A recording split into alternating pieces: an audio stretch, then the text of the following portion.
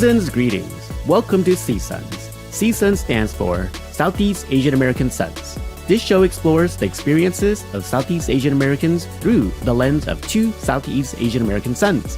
My name is Jason, and my co-host is... Yang.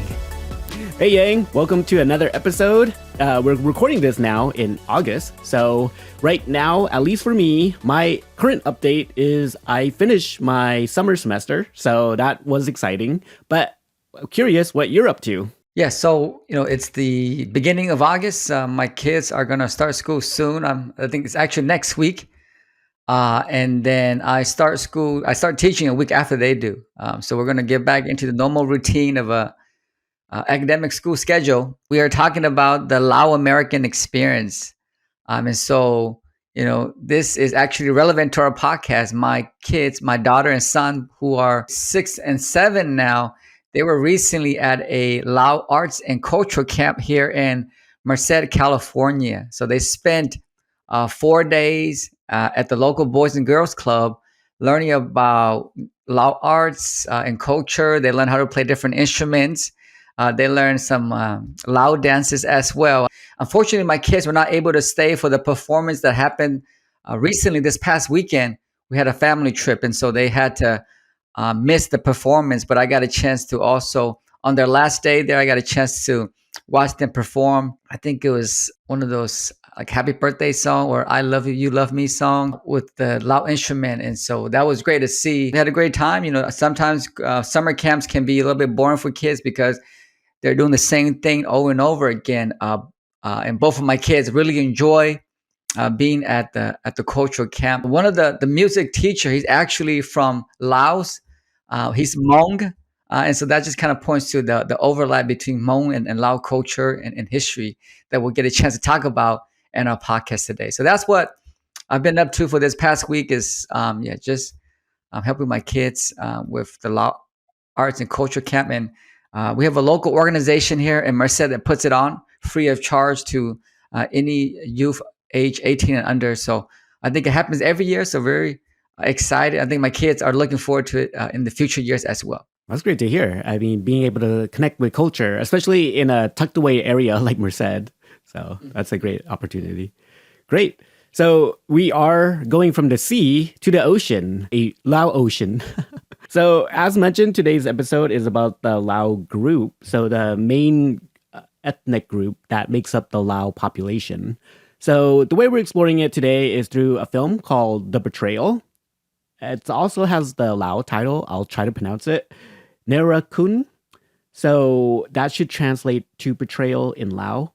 And I'll read a brief description and then we'll get into our conversation today. So I have the DVD itself, so I'll read exactly what it says in the back. Filmed over 23 years, The Betrayal is the directorial debut of renowned cinematographer Ellen Kiras in a remarkable collaboration with the film's subject and co-director Tavasuk Parasau. I might have said that wrong, so I apologize. During the Vietnam War, the United States government waged its own secret war in the neighboring country of Laos, when the U.S. withdrew thousands of Laotians who fought alongside American forces who were betrayed in the face of imprisonment or execution. One family, the Parasauts, made the courageous decision to escape to America. Hoping to find safety, they discovered a different kind of war. Epic in scope, yet devastating, intimate, featuring an exquisite score by Academy Award-winning composer Howard Shore. The Betrayal is a testament to the resilient bonds of family and an astonishing tale of survival. So the film itself came out in 2008, and it's about 92 minutes. The film itself was an Academy Award nominee for Best Documentary Feature, and it garnered a lot of accolades from a lot of different film festivals. So Yang, this film, we watched it more than once. This is at least our second time, if not more. Curious what your thoughts are. How do you feel? What stands out? What do you think about the film? Yeah, I really enjoyed the film. And I think afterwards, when you notice that it was heavily recognized when it came out, it makes a lot of sense. And this film took place over the course of 23 years to make. Oftentimes when we think about documentary, something that takes place over the course of several years. But, for this film, for 90 minutes to capture 23 years of the life of of a Lao American family is unfathomable. You can't, yeah, it's unimaginable. So I really enjoyed this film, and this is probably my second or third time watching it. And for the purposes of this podcast, I was watching it. First of all, just to understand the experiences of Lao American. Neither of us are Lao American. I am Hmong American. And even being Hmong American, even though after watching the film, I recognize there's so many similarities between the Hmong American experience and the Lao American experience. But prior to the film, I think I was quite ignorant about Lao Americans and their experiences. Even though I grew up in Sacramento, where there's a big Lao American population, that just goes to show that even though we live in very diverse areas, oftentimes our understanding of each other is not very deep. It's very superficial. I grew up with Lao American friends, but didn't know much about their own history. Oftentimes we know about our history and our culture, but not those whose experiences are different. What sticks out to me and what I enjoy about this film is it's really about the experiences of adapting to life in a new country and just dealing with a lot of hardship and heartaches growing up in a very poor area in public housing. But I think it's also important to kind of contextualize the experiences of Lao American as well. Where are they coming from? And this film does an excellent job of that. At the very beginning of the film, they put out this fact about how Laos is one of the most heavily bombed countries in the world. And so this is a statistic that stuck out to me, is that Laos was so heavily bombed that one plane load of bombing happened every 8 minutes for 24 hours a day for 9 years straight. And a lot of these bombs that were dropped, even today, many of them remain unexploded. And so that's something to remember about. As we talk about the Lao American experience in the US, we also have to understand the impact of the war on people still living in Laos. Legacies of War is actually an organization that works to educate the American public and also the global society about the effects of war, especially unexploded bombs that are left behind after the war. And so they also do a good job of trying to get funding to clear these unexploded bombs as well. Once again, the organization is Legacies of War. And so, yeah, I think, that it's important to understand is the country of Laos is still going through the aftermath of the war.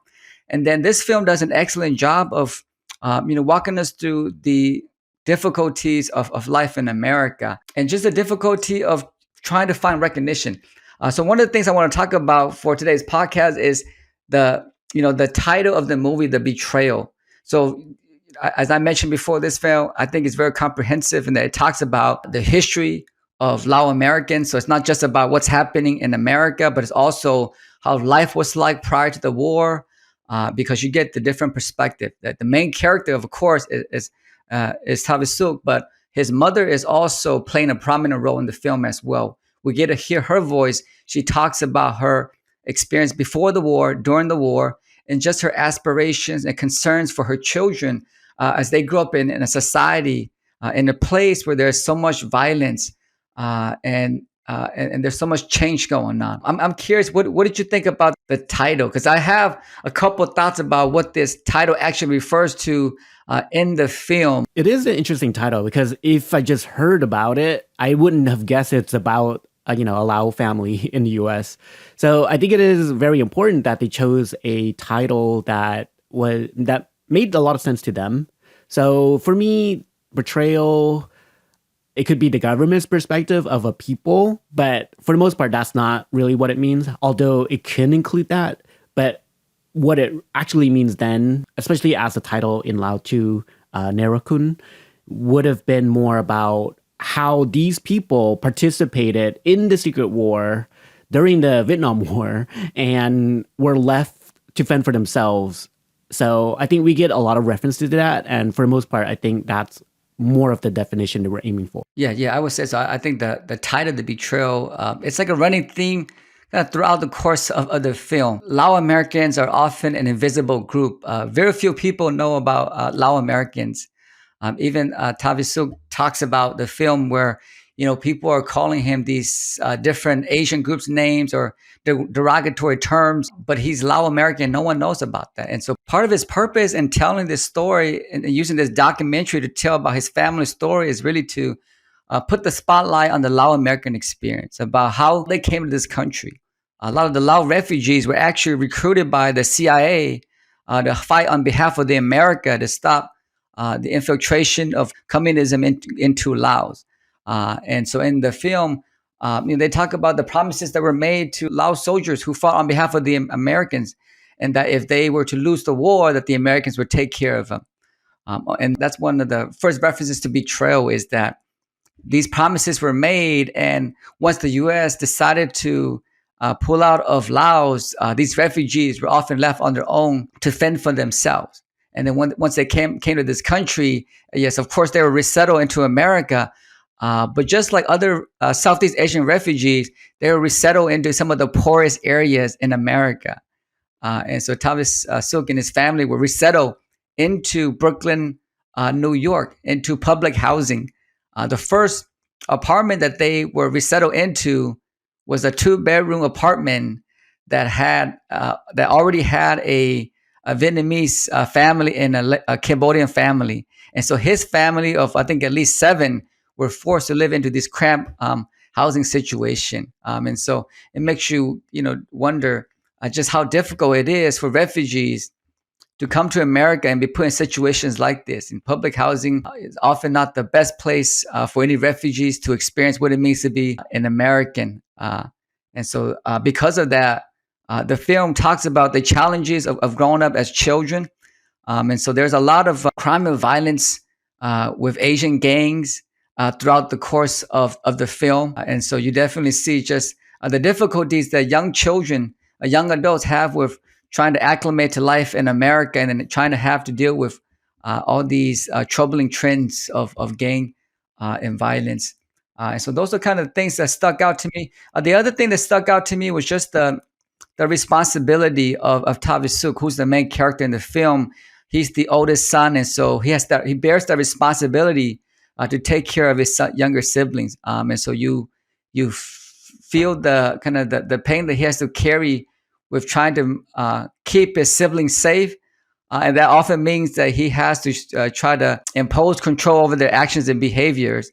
And the mother also feels the same. But their story is also very similar to immigrant adaptation as well, in that a lot of immigrants are often struggling with a class of culture.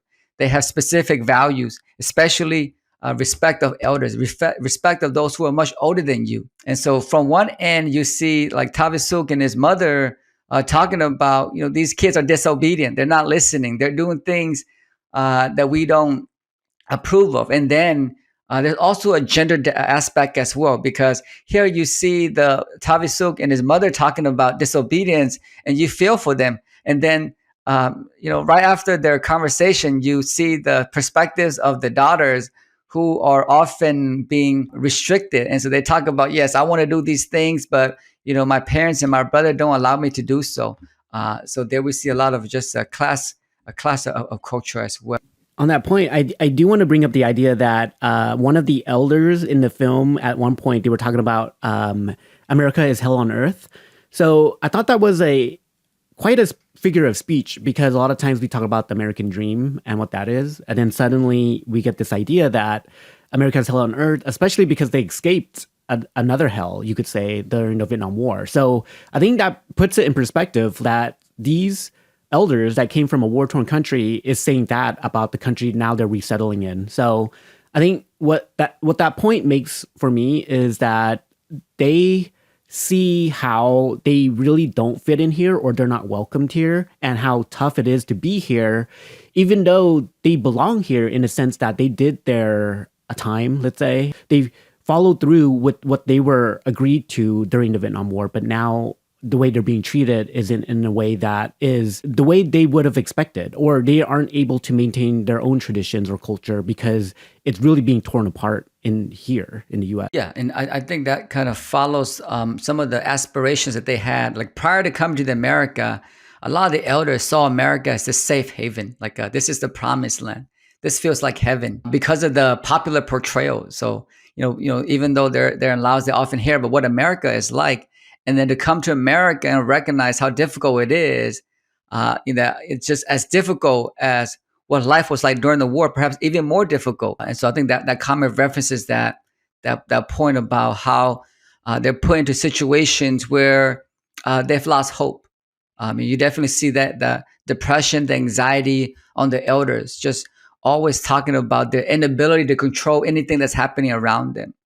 And such an important aspect to talk about is like the mental health of refugees. We often don't talk about that. We talk about what people go through, but the mental health aspect is just so important as well. The anxiety of having to live in areas where there's so much crime and so much danger, and you always feel like you have to be overprotective of your children, even though you try.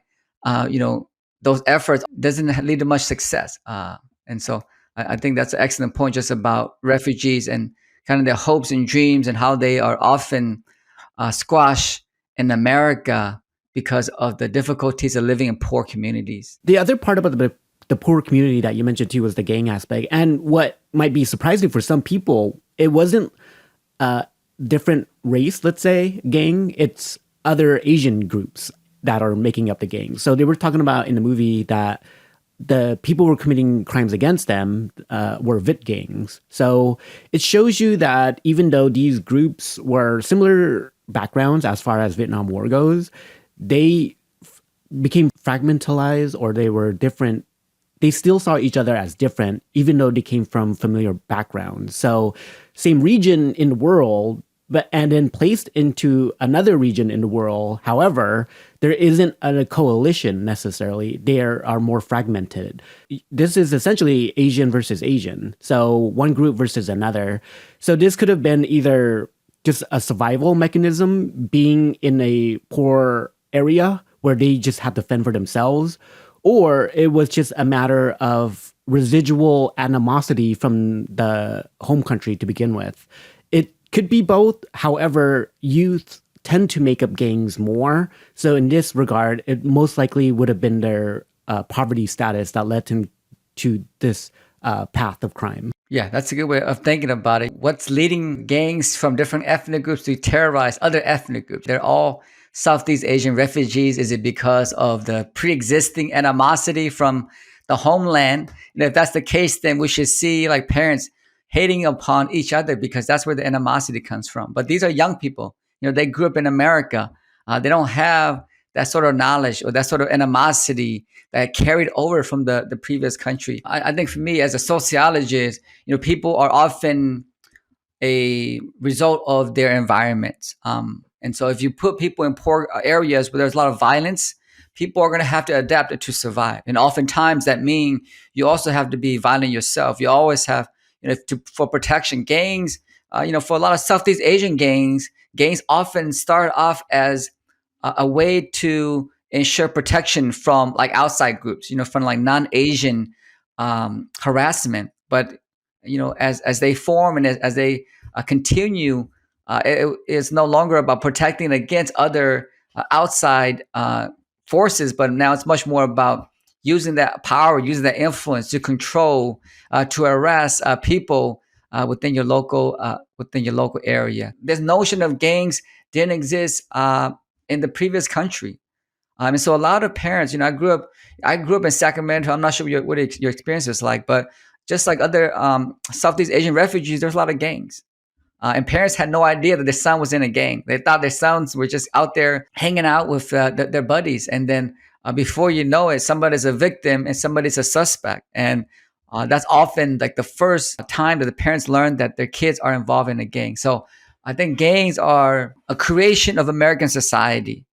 And so if you put people into those communities, young children, especially boys, are going to find a way to survive, to thrive in that area. And that often means, you find other like-minded people of your ethnic group, and then you seek to protect yourself. But over time, it's no longer just about self-protection, but it's also about exerting your power and your influence. That is something I grew up with as well, noticing all our friends that maybe were less well off. I mean, we were never well off, but a lot of folks that were maybe in poorer conditions, they definitely were more prone to that kind of environment and peer pressure.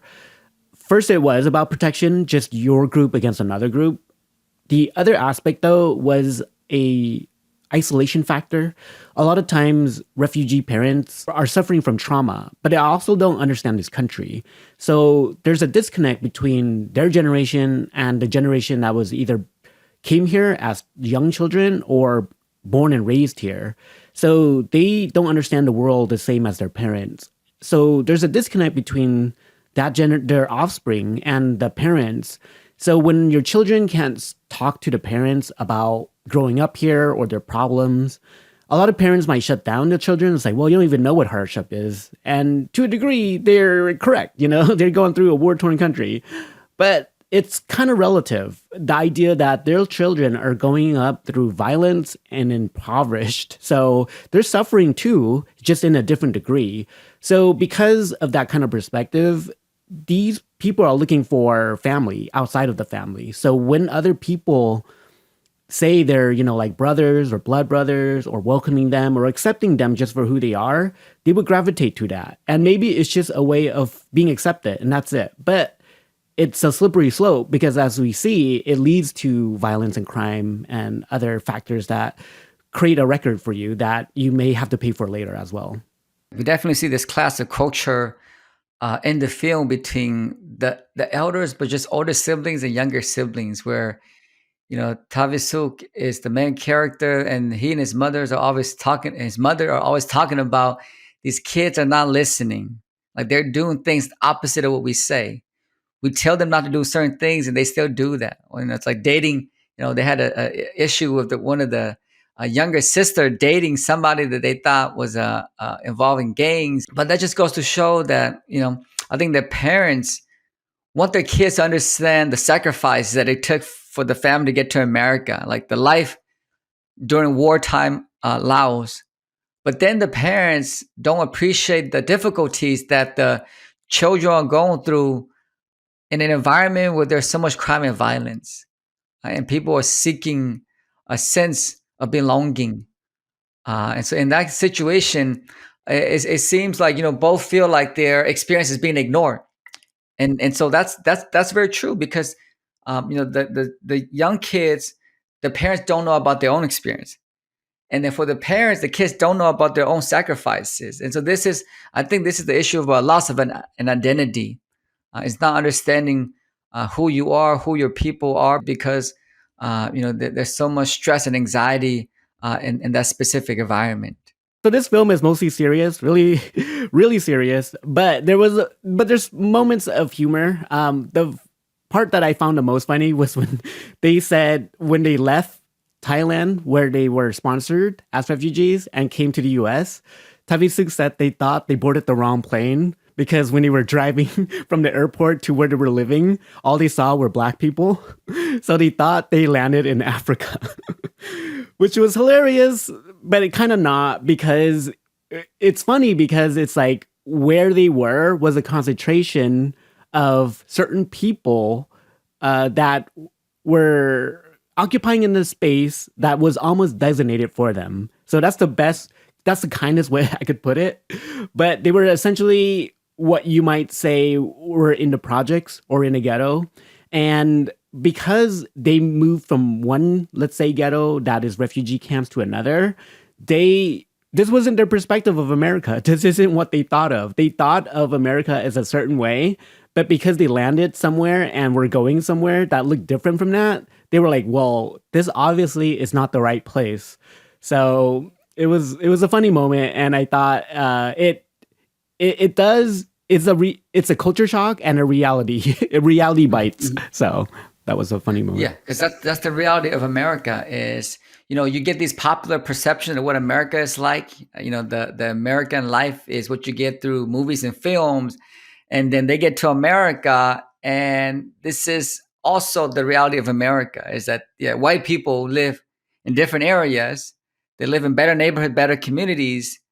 And then non-whites are often concentrated in these poor communities. And so that's what they're witnessing is there are two different Americas. And what they're being exposed to is the America in which there is a lack of resource, there's disadvantage, there's violence, there's a lack of hope compared to the other America where white Americans live. That's a very different story there. So shifting gears a little bit, I would say this documentary is maybe three different stories. They started off with a lot of context, so just kind of where the story starts. So a lot of it is background information and just about the Vietnam War. And then another part of it is the personal story, the one of Tavi Suk and his family.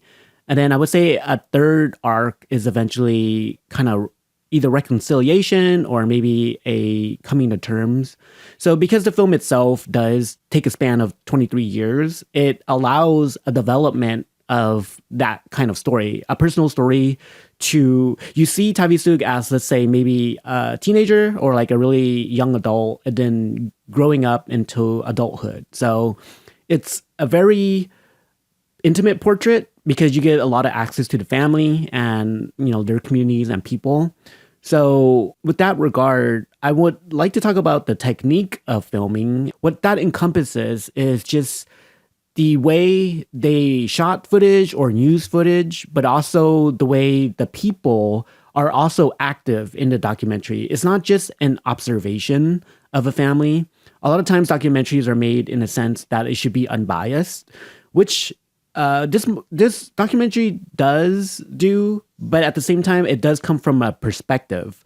So you are getting a perspective from someone and a group of people about what had happened. So it's more than just an informational documentary. It's not just about facts. It is about people. And then it gives you that idea. So one thing about the story itself is that it started off around 1984. So within 23 years, you could see how you stem from young adulthood to a more mature adulthood. And a lot of what's included, you could say, is maybe in the tradition of an oral history.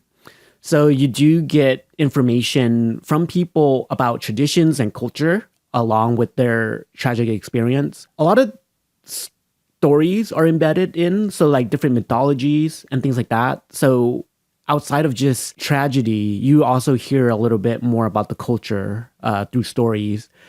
And then for the other aspect of the film too, you get the idea of how politics and family are intertwined. So a lot of times that is something that some families may not have to deal with, like politics affecting them. However, as refugees, it's almost embedded. It's almost a part of your background one way or another, because as Yang mentioned, a lot of times we are affected by our environment and conditions. So as refugees, that's just a part of your life, if you recognize it or not. So I guess one thing I want to talk about then is at least one of the techniques is the idea of using archival footage along with shot footage. A lot of times during the war, or at least for this documentary, they weren't on the ground shooting footage of the war, so they use archive footage. But it adds a lot of context to the film because it helps validate it in the sense that they use footage that was shot by corporations and actual people that were either state power or professionals, let's say. So what that means is there's already content available that allows you to see what had happened, how the U.S. was involved. So they weren't just making claims saying like, oh yeah, no, we fought on behalf of government, U.S. government and such. There's footage that supports this and there's information. So if anyone feels like this is cognitive dissonance where to say, oh, U.S. is there for democracy, this and that. And then it's like, okay, well, what does that mean? So you get footage of JFK and Nixon and all these like military or political figures saying why they're involved. First, they start off with denial, like, oh, no, we're not there. And then later they say, well, we're there, but limited engagement. And then eventually it's like, yeah, well, we're withdrawing. So it's like what you might call mission creep or escaping responsibility by not fully acknowledging it, but acknowledging it as they go. So I thought that was one way that they hope make this documentary more well-rounded by using factual information and juxtaposing it with the personal tales. Well, thank you for that, Jason. That's so informative. I think for a lot of us, we're just watching the film to see what's put out there. We often don't think about kind of the different decision, the different choices that the filmmakers have to make about what they want to actually put on screen. So I greatly enjoyed that. That's just that talk about how these things are made. So given that this film took 23 years to make, my questions to you is, when do you stop? Is there a point in time when you decide this is it, or you perhaps maybe they're trying to find some sort of closure, and if it's not there yet, then we just keep filming and see where it takes us? Or when do you decide to say this is enough? Like, we spent 10 years on it. This film is it's good, or let's keep waiting for something to transpire. And what if it never transpires? I think it's Andy Warhol who said, great art is never complete, it's abandoned. So I don't know if it applies to this, but it is the idea that you always, it's almost the same with, like let's say in academics, you have a deadline and you need to write an essay. So you write it until it's good enough and you turn it in. But every time you read it, you always think of how you can change it or readjust it or something. It's the exact same thing with film. You always rewatch, and you're just like, oh man, I could change this, I could do that. But at some point, you just had to give up, quote unquote, give up. And the movie itself took 23 years, from my understanding, a lot of times due to situations that came up during the filming process. So I think the Ellen Kuras, the director, she had another project, so she couldn't just continue it indefinitely or linearly. So they had to do it off and on. So it wasn't that it just takes 23 years. It's just that different things come up and you just kind of pick it up and drop it at different times. So, and I think what happens too is the scope changes, because you're thinking, okay, this is what our project is. And then as developments occur, it changes, the structure changes. So I think what had happened was that the father, they didn't expect, well, for the most part, again, spoiler alert, they thought the father was dead. He wasn't going to be part of the movie. It was just about the historical context of what had happened in Laos and the family and how they're dealing with it. That was the film. But then suddenly they get a call and then the story takes another turn. So they were allowing that to be part of the movie. So I think it's great. They were flexible. They were like, okay, this is important. We need to include it.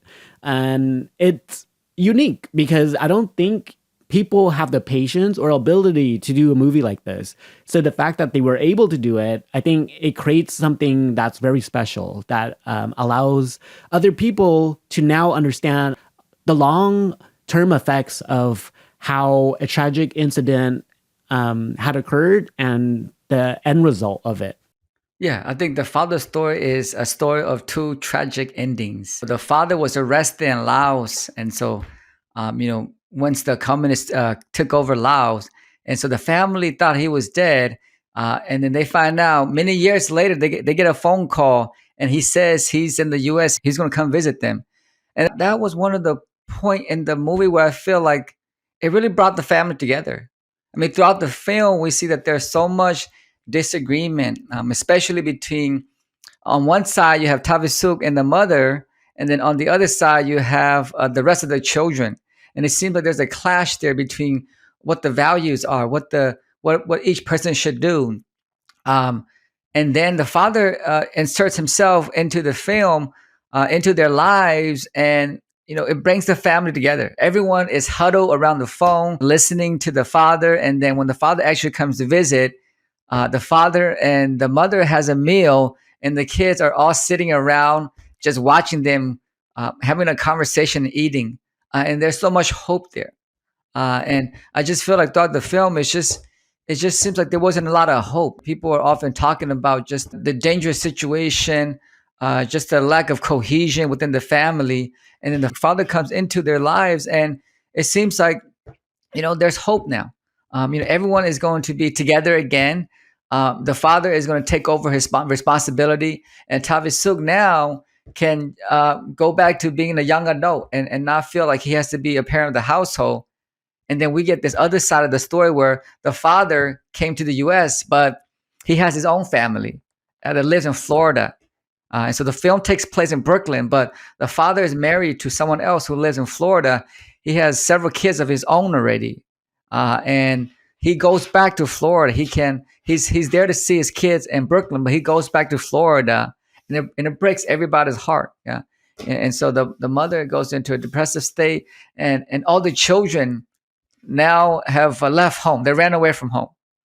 And so I think that's a drama that you can't make up. It's just happened in life. And when a movie is able to capture that, I think it's amazing that they're able to capture this sort of drama that's unfolding, where there's a lot of hope, and then it's tragedy because the father figure is no longer there, and so the family seems to fall apart because there's so much expectation that everything is going to go back to normal. One of the most crucial moments in the film for me was the stunning admission from the father, who says he regrets his involvement collaborating with the Americans to bomb his own country. That is a very telling moment of a person involved in a war that they may not have been fully aware of the ramification or consequences. So I think when you participate in a conflict in one side or another, you believe your side is the correct side. However, for him, he admits he made a wrong because he added to the devastation of his country. So the fact that he was able to say this, I think, is a stunning admission, but also it's a reflection of the past that he has to come to terms with now. Like, in one sense, how does he live with himself, having done that? And also, it's a good lesson, because anytime another country is involved in this type of conflict, now people have an idea of what that might mean. Okay, as tradition dictates, we are now going to do our SEAA-Sons rating. So we're going to talk about if our satisfaction level and what kind of taste it leaves in our mouth after watching this film. So for me, I think this film is definitely fulfilling. It has everything I think I would want as far as a historical film with information, but also a personal story that helps convey it in a very palatable way. So what kind of taste does it leave? Well, for me, it's more savory. The reason why is because it's very contextual. It has many layers and stories. It leaves a lot to chew on. So it's a story worth watching if you want to get a preview of what the Lao experience is. So Yang, what do you think? What's your SEAA-Sons rating? Yeah, I would echo what you said earlier about this film being very fulfilling.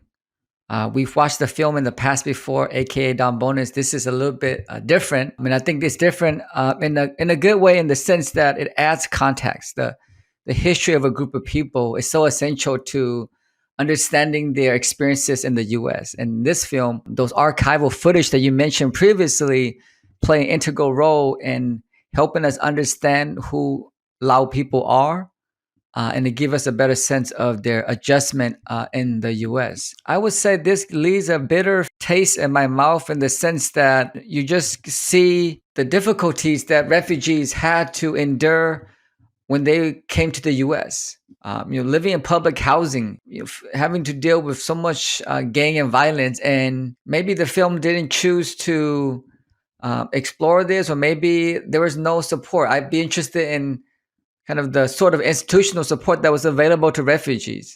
Here in the film, it was mostly just about the family and also the community and the siblings, and it felt like they had to fend for themselves. So it left me with a very bitter feeling just about what refugees have to deal with on their own, without any support from outside organizations to try to help resolve some of the situations, whether it's about gang and violence, or whether it's about family dysfunction, or family arguments. And so I think you watch this film and you have to appreciate how much Southeast Asian refugees have had to overcome the difficulties, and just to be alive, and to be thriving today. It just goes to show how much progress has been made in the community.